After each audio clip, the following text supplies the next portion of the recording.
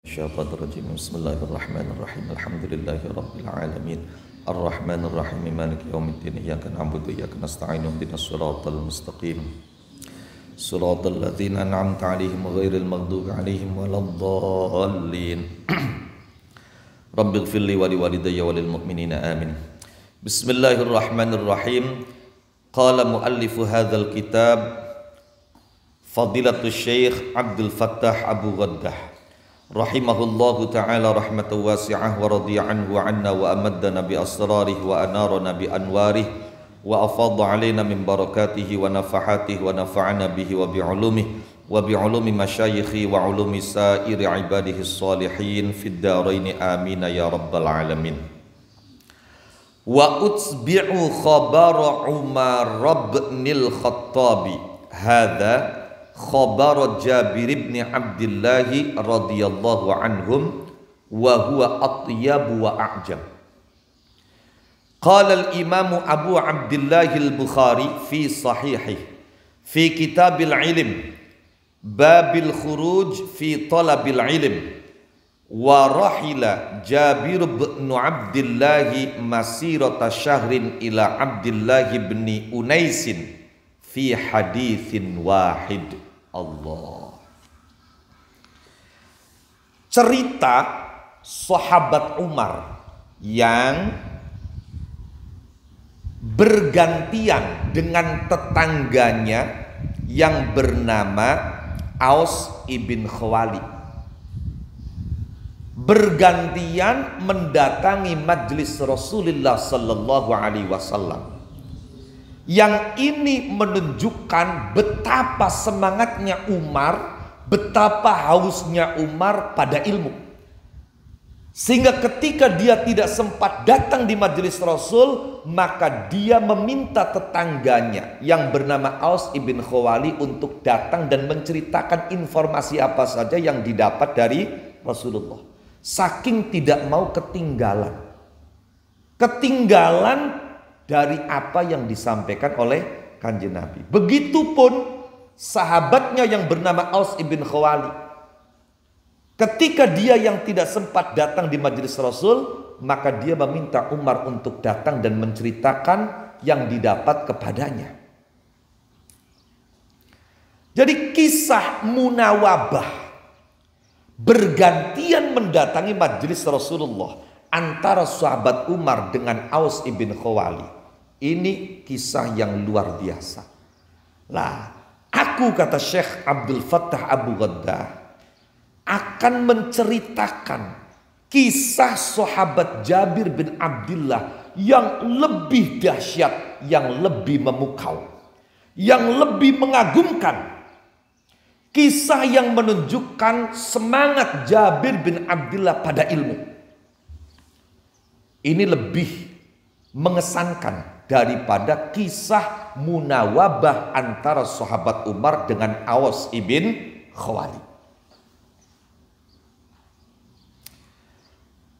Al-Imam Abu Abdullah Al-Bukhari di dalam kitab sahihnya berkata dalam Kitabul Ilm bab keluar untuk mencari ilmu. Imam Bukhari menceritakan sahabat Nabi yang bernama Jabir ibn Abdullah itu melakukan perjalanan, menempuh perjalanan 1 bulan untuk menemui sahabat Nabi yang bernama Abdullah ibn Unes. Abdullah ibn Unes itu sahabat yang cerdas, sehingga dia pernah ditunjuk oleh Nabi menjadi negosiator.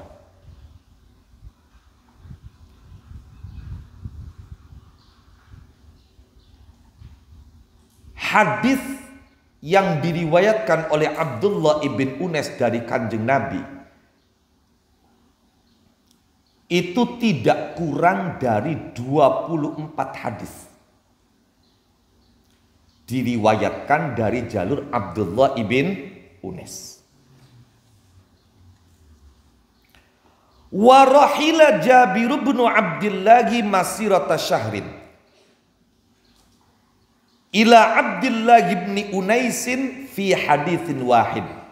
Kata Imam Bukhari, sahabat Nabi yang bernama Jabir bin Abdullah menempuh perjalanan 1 bulan untuk bisa bertemu dengan sahabat Nabi yang bernama Abdullah ibn Unais demi ingin mendengar satu hadis. Coba bayangkan oleh kalian, demi untuk mendengarkan satu hadis dari orang yang mendengar hadis itu langsung dari baginda Rasul Sallallahu Alaihi Wasallam, sahabat Jabir bin Abdullah rela menempuh perjalanan 1 bulan. Yang tentu bukan hanya memakan waktu, melelahkan, tapi juga menghabiskan banyak biaya. Lebih rinci cerita ini itu disebutkan oleh Imam Bukhari di dalam kitabnya yang lain yang berjudul Al-Adabul Mufrad. Yushirul Bukhari bihadzal hadits alladhi rawahu fi kitabih Al-Adabil Mufrad fi babil mu'anaqah min tariqi Abdullah ibn Muhammad ibn Aqil annahu sami'a Jabir bin Abdullah yaqul balaghani an rajulin min ashabin nabiy sallallahu alaihi wa alihi wa sahbihi wasallam hadithun sami'ahu min Rasulillah sallallahu alaihi wa alihi wa sahbihi wasallam fashtaraitu ba'iran thumma shaddadtu rahli fasirtu ilaihi syahran hatta qadimtu Syam fa idzan Abdullah bin Unaisin faqultu lil bawabi qullah Jabirun 'alal bab faqala ibnu Abdullah qultu na'am fa kharaja Abdullah bin Unaisin fa'tanaqani faqultu hadithun balaghani anka annaka sami'tahu min Rasulillah sallallahu alaihi wa alihi wa sahbihi wasallam fa khashitu an amuta aw tamuta qabla an asma'ah. Ya Rabb, hadis yang disebutkan oleh Imam Bukhari di dalam kitab sahihnya itu adalah hadis yang dia riwayatkan di dalam kitabnya Al-Adabul Mufrad. Tepatnya pada bab mu'anaqah, bab yang menerangkan tentang saling berangkulan. Jadi ada kesunahan untuk orang Islam ketika lama tidak berjumpa, maka disunnahkan baginya untuk berangkulan. Kalau sekedar berjumpa, maka kesunahannya adalah salam dan bersalaman. Tapi kalau lama tidak berjumpa, maka bukan sekedar salam dan bersalaman, tapi juga disunnahkan mu'anaqah, yaitu berangkulan.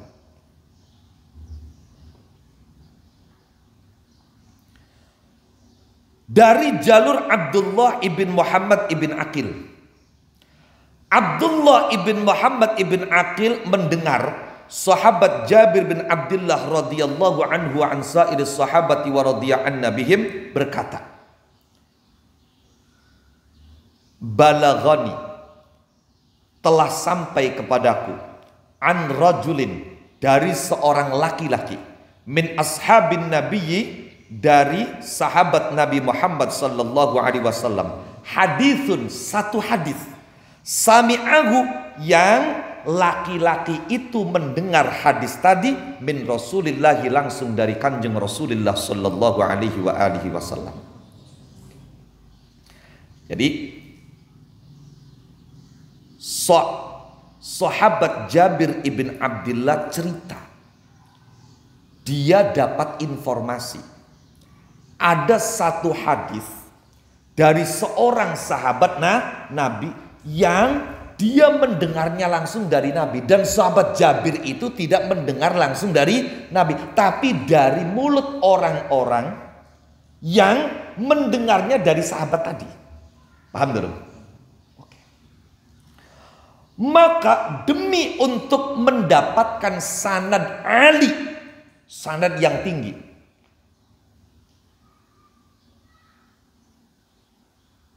ya kan?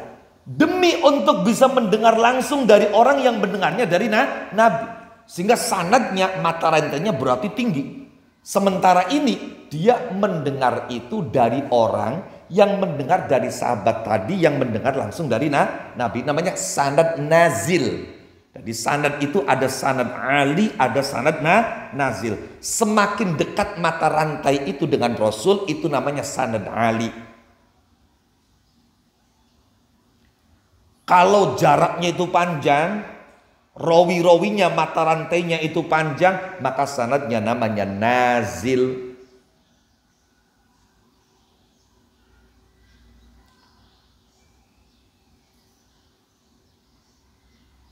Saya cerita apa yang disampaikan oleh guru saya, Syekhuna Rahimuddin Nawawi Al-Bantani. Beliau masih hidup. Kemudian ada satu santri yang tidak puas kalau mendengar itu melalui perantara. Akhirnya apa? Dia datang menemui ke Bekasi demi untuk mendengar langsung dari beliau agar memiliki sanad Ali. Ini ada. Sahabat Jabir bin Abdullah mendengar hadis itu dari orang yang orang itu mendengar dari sahabat yang langsung mendengarnya dari Nabi. Maka sahabat Jabir tidak puas. Saya ingin langsung mendengar dari orang yang mendengarkannya langsung dari Rasulullah Sallallahu Alaihi Wasallam. Coba bayangkan kalau satu kitab mungkin masih wajar, masih biasa. Ini satu hadis. Satu hadis.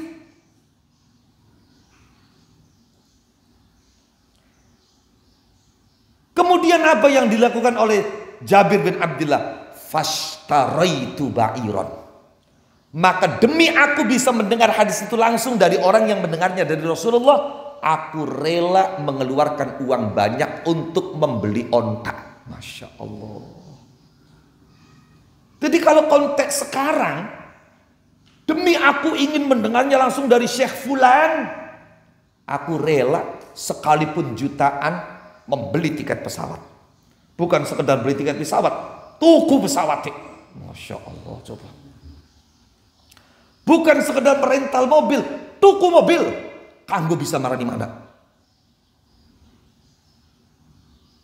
Ki judulnya hadis loh. Kapan hadis berarti ilmu agama.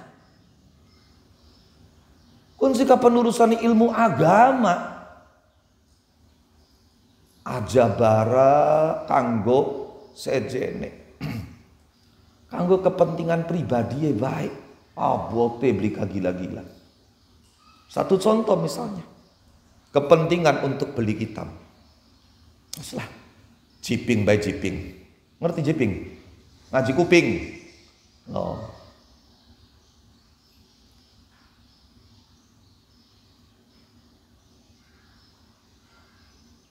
Anak sing sedure tidak puas kalau hanya jiping, tapi masih abot. Lamun tuku kitabe, larang si kitabe dari priben, tuku buku baik. Tadi kok dicatat ning buku. Tapi kapan kabuk kepentingan sekolah, masya Allah, pira baik dibayari. Patung pira baiknya. Coba perhatikan. Jabir bin Abdullah demi untuk bisa mendengar satu hadis dari mulut orang yang mendengarnya langsung dari baginda Rasulullah Sallallahu Alaihi Wasallam, yang orang itu berada di tempat yang jauh dari tempat di mana Jabir tinggal, beda negara wis. Jabir bin Abdullah rela membeli 1 ekor onta. Tsumma syadattu rahli. Kemudian segala perlengkapan bekal untuk bepergian itu semua dia siapkan, dia ikat. Jadi rohal itu bekal dan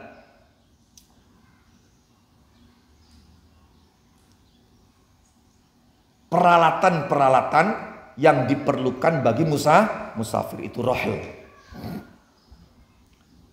Gawa sangue. Jaraknya ning kana kira-kira pirang dina butuh sangu pira. Engkau ning tengah perjalanan perlu apa? Semua peralatannya disiapkan.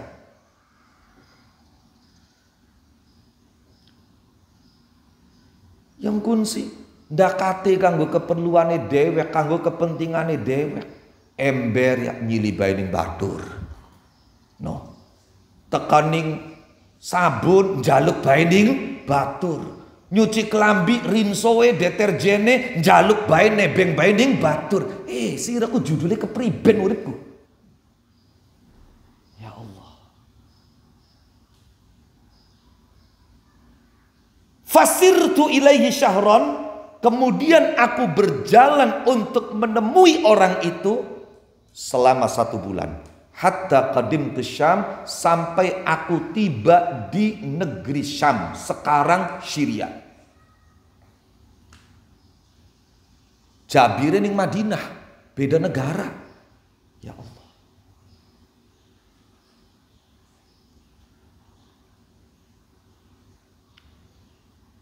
Saat Jabir berangkat melakukan perjalanan, dia tidak tahu sahabat yang mendengar hadis itu dari mulut Nabi langsung itu siapa.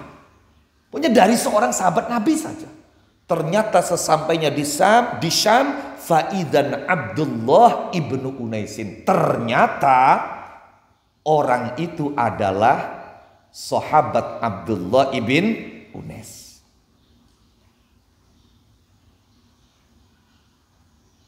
Lah, sahabat Abdullah ibn Unais ini di Syam dia menjadi tokoh besar. Sehingga rumahnya pun ada satpamnya. Ada yang menjaga pintunya. Maka Jabir sesampainya di depan rumah Abdullah ibn Unais berkata kepada Al-Bawwab yang menjaga pintu itu. Apa kata Jabir? Kullahu Jabirun alal bab. Sampaikan kepada tuanmu Abdullah ibn Unais, Jabir ada di depan pintu. Penjaga pintu ini ternyata tidak asing dengan nama Jabir. Untuk mempertegas, dia bertanya, Ibnu Abdillah, apakah Jabir yang Anda maksudkan adalah Jabir bin Abdillah? Qultu na'am. Kata Jabir, iya. Disampaikan kepada Abdullah ibn Unais. Langsung Abdullah ibn Unais keluar menjemput kedatangan sahabatnya Jabir bin Abdillah, dan mereka berdua berangkulan. Tanpa basa-basi. Selesai berangkulan, Jabir langsung bertanya, haditsun balaghani anka annaka sami'tahu min Rasulillah. Ada satu hadis yang informasinya sampai kepadaku bahwa Anda mendengar hadis itu langsung dari Rasulullah sallallahu alaihi wasallam. Fa khasyitu an amuta aw tamuta qabla an asma'ah. Ya Rabb, aku takut kalau aku mati lebih dulu, atau kamu mati lebih dulu sebelum aku mendengar hadis itu langsung darimu. Masya Allah. Makanya kedereng-dereng kita tuku ontak sebulan perjalanan teka mene karena wedi mokan kita mati dingin atau sampean sing mati dingin isun durung krungu langsung hadis mau sampean. Ya Rabb.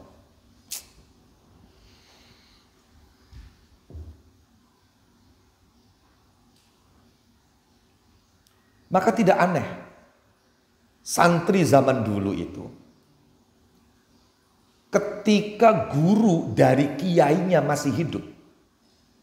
Selesai dia mengaji kepada sang kiainya yang pertama, pasti dia ingin ngaji kepada gurunya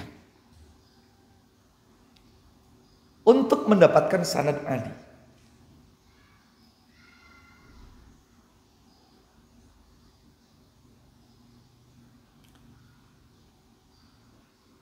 Tidak puas kalau ada perantara. Faqala, mendengar Jabir bertanya seperti itu, apa kata Abdullah ibn Unes? Sami'tu Rasulullah sallallahu alaihi wa alihi wasallam yaqul. Aku mendengar Kanjeng Rasulullah bersabda, yahsyurullahu an-nasa yaumal qiyamati uratan ghurlan buhma.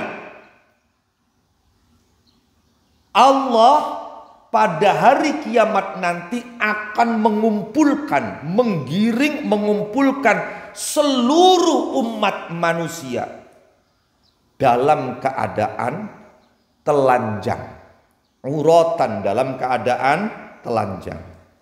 Ghurlan dalam keadaan seperti belum disunat.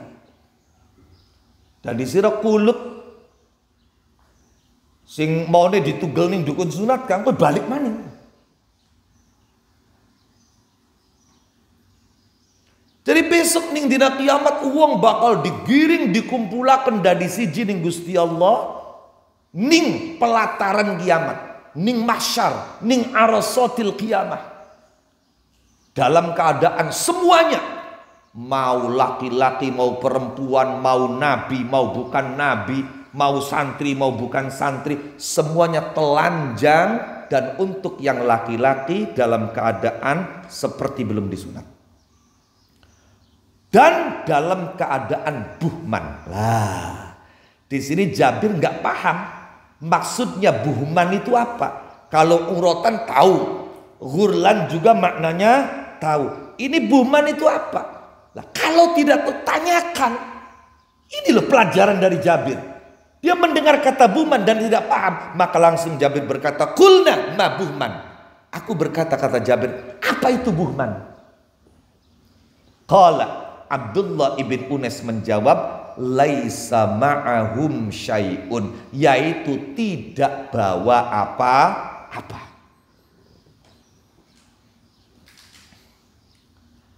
Setelah mereka kumpul, fayunadihim bisautin yasma'uhu man ba'uda kama yasma'uhu man qaruba. Kemudian Allah menyeru mereka semua dengan seruan yang bisa didengar oleh orang yang jauh sebagaimana didengar oleh orang yang dekat. Apa kata Allah? Anal Malik, Anad Dayyan. Aku adalah raja yang sesungguhnya. Anad Dayyan, aku adalah yang maha membalas. Maka Yaumiddin itu hari pembalasan. Seakar dengan kata Dayyan. La yambaghi li ahadin min ahlil jannati yadkhulul jannah wa ahadun min ahlin nari yatlubuhu bimazlamah wa la yambaghi li ahadin min ahlin nari yadkhulun nar wa ahadun min ahlil jannati yatlubuhu bimazlamah. Kata Allah, tidak sepantasnya seseorang sekalipun dia ahli surga, tidak selayaknya, tidak seyogianya, tidak semestinya seseorang yang ahli surga melenggang masuk ke dalam surga. Sedangkan ada satu orang dari penduduk neraka yang menuntut hak kepadanya. Karena dulu saat hidup di dunia pernah dizalimi. Dan tidak seyogianya seseorang dari ahli neraka langsung masuk neraka. Sedangkan ada satu orang dari ahli surga yang menuntut hak kepadanya. Karena dulu saat di dunia pernah dizalimi. Artinya apa? Yakni la yadkhulu ahlul jannatil jannah wa ahlun narin nar illa ba'da tasfiyatil hisab. Yakni penduduk surga tidak akan masuk surga. Penghuni neraka tidak akan masuk neraka kecuali setelah perhitungan amal saat hidup di dunia itu betul-betul selesai, bersih. Ada satu saja persoalan yang belum selesai, maka yang akan masuk surga ditahan, jangan dulu masuk surga. Ada satu saja persoalan saat di dunia yang belum selesai, maka orang yang akan masuk neraka ditahan dulu, jangan dulu masuk neraka, selesaikan ini dulu. Di sini ada perhitungan. Keadilan betul-betul ditegakkan. Lah lantas ketika ada orang yang menuntut hak karena dulu saat di dunia pernah dizalimi, bagaimana cara memenuhi haknya? Cara membayar haknya? Pertanyaan kalian juga ditanyakan oleh sahabat Jabir ibn Abdullah. Jabir bertanya kepada Abdullah ibn Unes, "Qultu wa kaifa?" Bagaimana prosesnya? Bagaimana penyelesaiannya? Bagaimana pembayarannya? Bagaimana pemenuhan haknya? Sedangkan mereka datang dalam keadaan telanjang dan tidak membawa apa-apa. Wa inna mana'tillaha uratan buhma.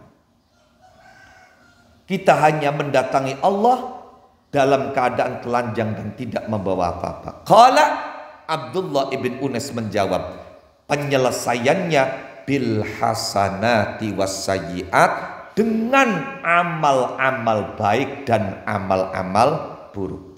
Yakni al qisasu yakunu bil hasanati was sayyiat.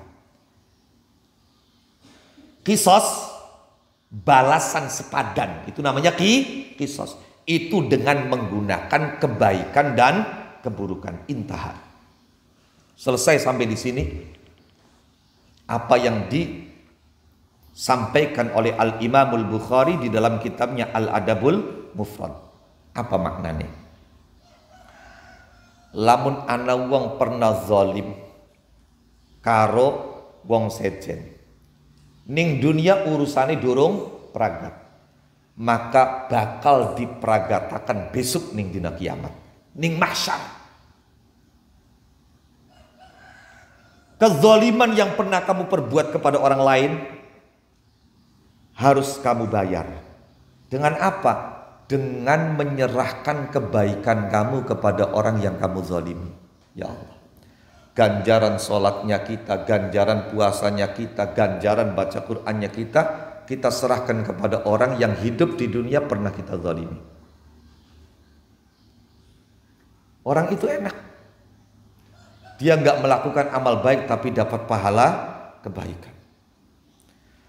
Kalau ternyata kebaikannya sangat sedikit, tidak cukup untuk membayar hak itu, maka keburukan orang yang dizalimi itu diberikan kepada orang yang menzaliminya.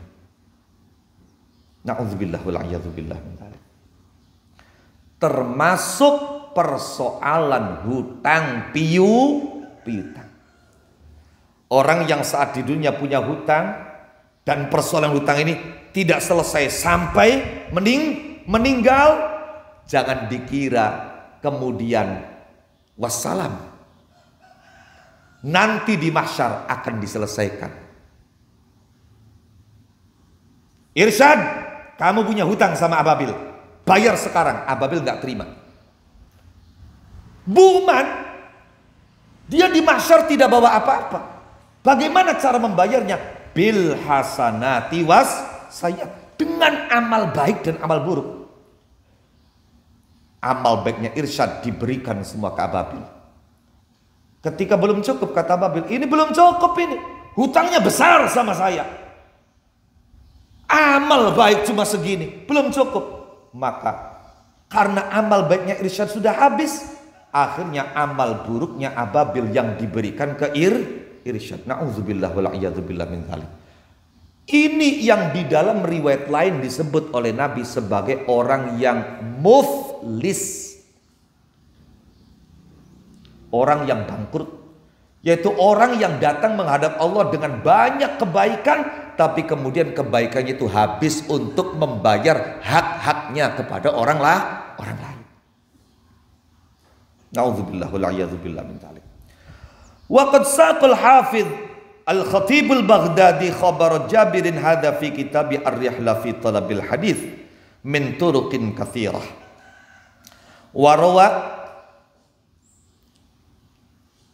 ghairahu min akhbari sahabati alladhina rahilu fi Talabil Hadith.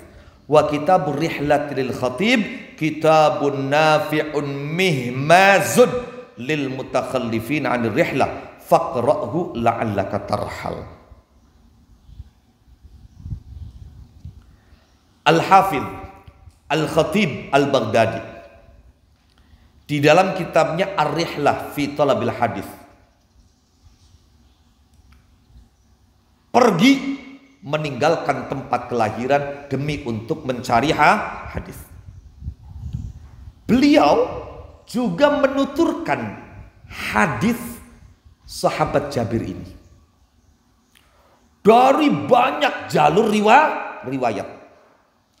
Dan beliau di kitab itu juga meriwayatkan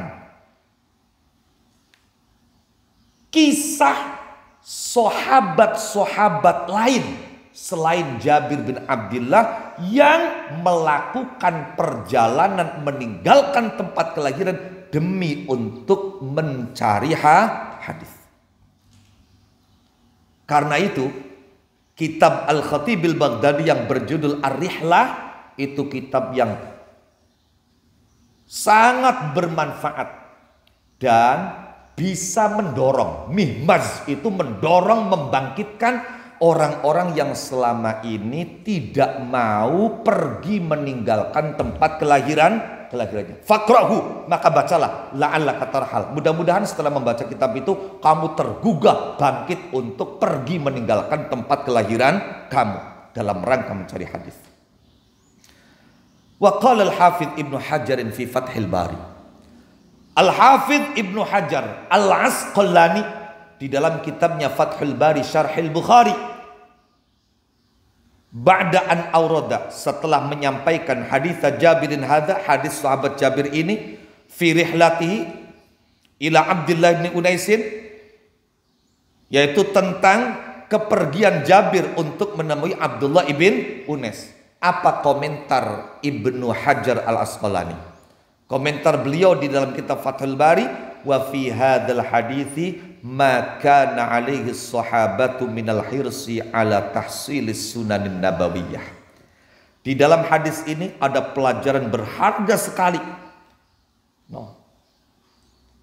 Bagaimana tergambar dalam benak dan pikiran kita semangat luar biasa yang dimiliki oleh para sahabat untuk mendapatkan hadis-hadis Kanjeng Nabi, sampai tidak berpikir jauhnya tempat, lelahnya tubuh, besarnya biaya yang harus dikeluarkan.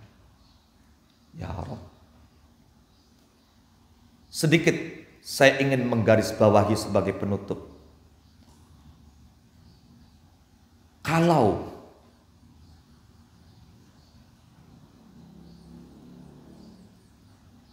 biaya besar saja rela dikeluarkan, letih dan lelahnya tubuh saja siap ditanggung, jauhnya perjalanan siap dijalani, siap ditempuh, tanpa mengurangi dan mengendurkan semangat mereka, maka mestinya kita yang nggak harus capek-capek seperti itu semangatnya, mestinya harus lebih. Harus lebih. Kalau yang resikonya besar saja, semangatnya tidak kendur, maka yang resikonya sedikit mestinya harus bersyukur dan semangatnya harus lebih besar.